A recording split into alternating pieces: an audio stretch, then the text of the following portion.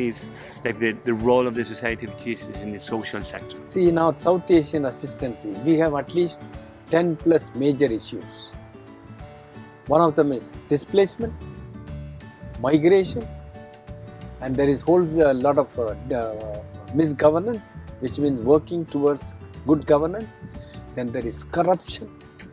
There is a whole this on taking away the land illegally or legally using different means. Then there is this whole question of the labor, they being oppressed. Then we have the mismanagement in the government schemes and the laws not being really implemented properly. And so many of these, there are quite a few of these type of issues. But then again, if we want to have any impact as Jesuits in South Asia, we realize that we need to come together. I alone cannot do. One center, one province, we can't do. So we need to come together. So of late, what we have done is, like in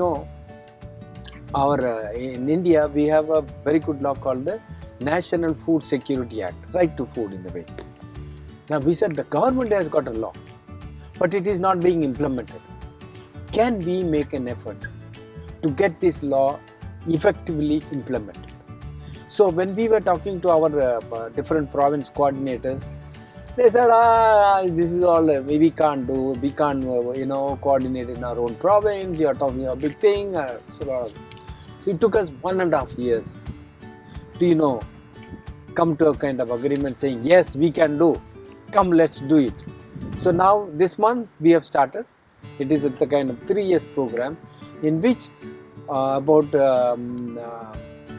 16 provinces together from 13 states, we are kind of working towards the proper implementation of this National Food Security Act,